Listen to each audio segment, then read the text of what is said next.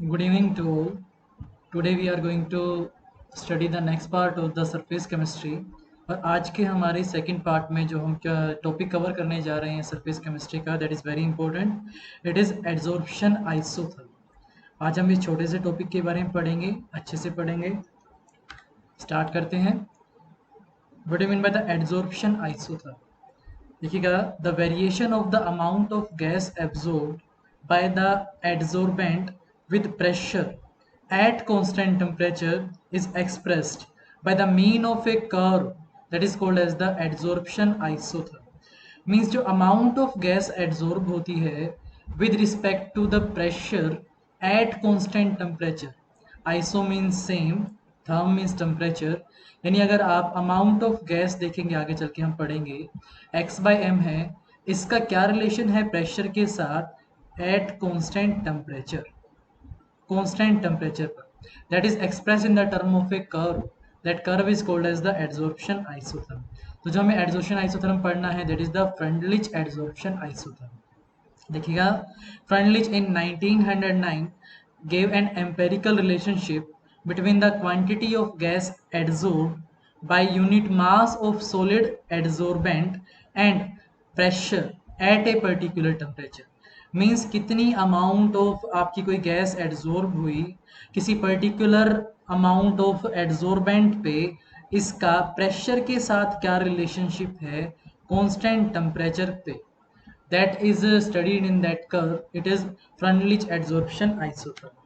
देखिएगा, ये रिलेशनशिप कुछ ऐसी है. The relationship can be expressed by the following equation, and equation is this: x by m is equal to k, then p 1 by n. This is the equation, and in this equation x is the mass of the gas adsorbed on mass m of the adsorbent.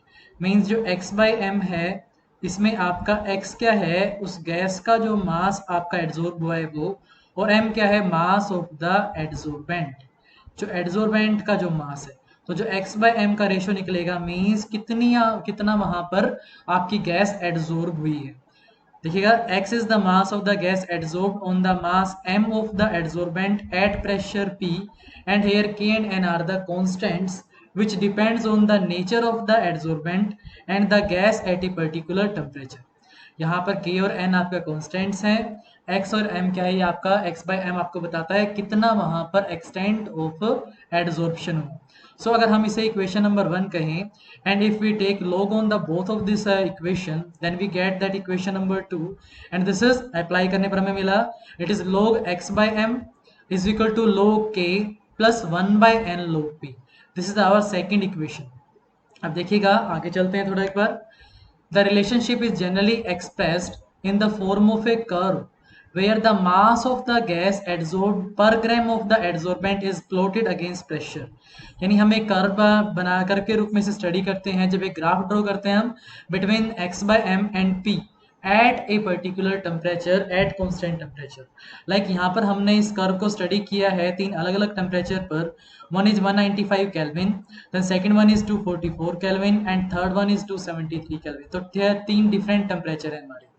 जो पहला हमने लिया सबसे lowest temperature, that is 195 kelvin, और second जो temperature लिया हमने, that is the 244 kelvin, and जो थर्ड वन है आपका, इट इज 273 केल्विन. देखिएगा, the curve indicate that at a fix pressure there is a decrease in the physical adsorption with increase in the temperature.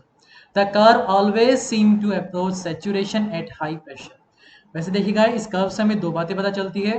Point number 1 पे अगर हम आते हैं, like if we increase the pressure, जब आप pressure increase करेंगे at constant temperature, then there is a increase in the extent of adsorption. जितना आपका देखिएगा प्रेशर इंक्रीज हुआ एक्स एक्सिस पर, उतना ही आपकी वैल्यू बढ़ी किसकी, x by m की एट ए पर्टिकुलर टेम्परेचर. मान लीजिए हम 195 केल्विन पर इसे स्टडी करते हैं, तो जितना आप प्रेशर बढ़ाते जा रहे हैं उतना ही आपका x by m भी बढ़ता जा रहा है. लेकिन एक पॉइंट के बाद जाके जो कर्व है वो सैचुरेशन को शो करता है. मीन्स क्या हो जाता है, सैचुरेशन पॉइंट आ जाता है, और ज़्यादा एड्जॉर्प्शन वहाँ पर फिर नहीं हो सकता. तो आप किसी भी टेम्परेचर पे कर्व देख लिए, एक सैचुरेशन पॉइंट तो आता ही आता है. दूसरी बात ये, अगर आप किसी भी एक पर्टिकुलर प्रेशर पर देखेंगे और टेम्परेचर को वेरी करते हुए, तो आप पाएंगे जैसे जैसे आप टेम्परेचर को बढ़ाते जा रहे हैं वैसे वैसे x बाय एम कम होता जा रहा है। मीन्स जितना आप टेम्परेचर को बढ़ाएंगे एक्सटेंट ऑफ एड्जॉर्प्शन उतना क्या हो जाएगा, कम।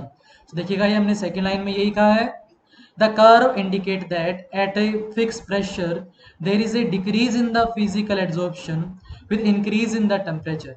The curve always seem to approach saturation at higher pressure. यानी इसमें दो बातें हुई, एक तो ये कि किसी पर्टिकुलर टेम्परेचर पर स्टडी करने पर जितना आप प्रेशर बढ़ाएंगे x बाय एम उतना बढ़ जाएगा। So the x by m is directly proportional to pressure. आप प्रेशर इंक्रीज कीजिए तो x बाय एम की वैल्यू भी इंक्रीज हो जाएगी, मीन्स एक्सटेंट ऑफ एड्जॉर्प्शन आपका बढ़ जाएगा।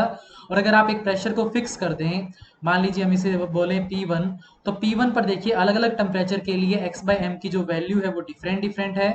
और जैसे जैसे आप टेम्परेचर को बढ़ाते हैं x बाय एम की जो वैल्यू है वो कम हो जाती है।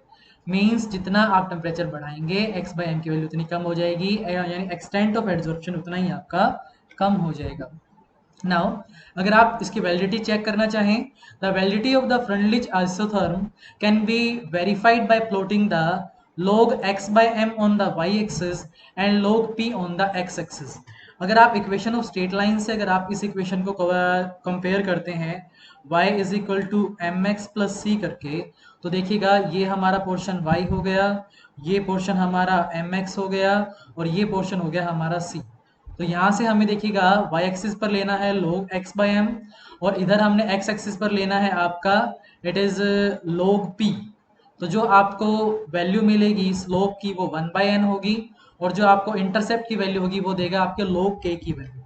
तो वही हमने इसने यहाँ कहा, the validity of the Freundlich isotherm can be verified bye plotting the log x by m on the y axis and log p on the x axis।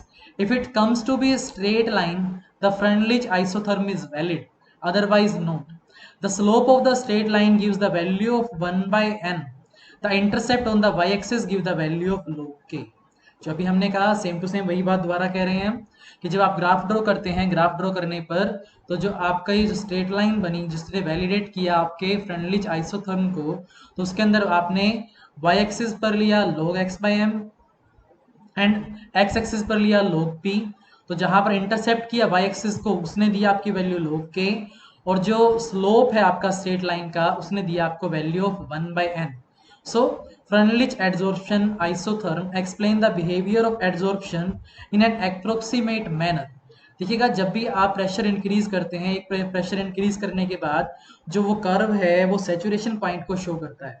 फिर मीन चाहे कितना ही आप प्रेशर इंक्रीज क्यों ना कर ले, x बाय एम की value change नहीं होती है, ना तो एड्जॉर्प्शन आपका घटता है ना बढ़ता है, मीन्स एक सैचुरेशन पॉइंट आ जाता है। सो जब आप इसे स्टडी करते हैं एक्सपेरिमेंटल डाटा के इकट्ठा करने पर, स्टडी करने पर हम पाते हैं the factor 1/n can have values between 0 and 1 and it is probably range between 0.1 to 0.5। thus the equation hold good over a limited range of pressure। यानी ये आपकी जो वैल्यूज है वो नॉर्मली इस रेंज में आती है।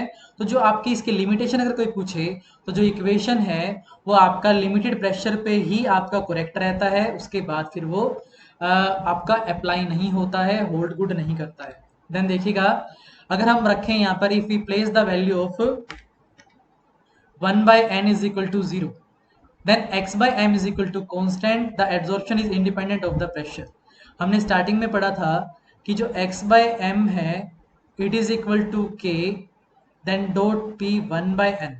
अब इस इक्वेशन 1 में if we place 1/n is equal to 0, अगर 1/n is equal to 0 कर लिया तो हमें मिला that is the x by m is equal to k and k is a constant।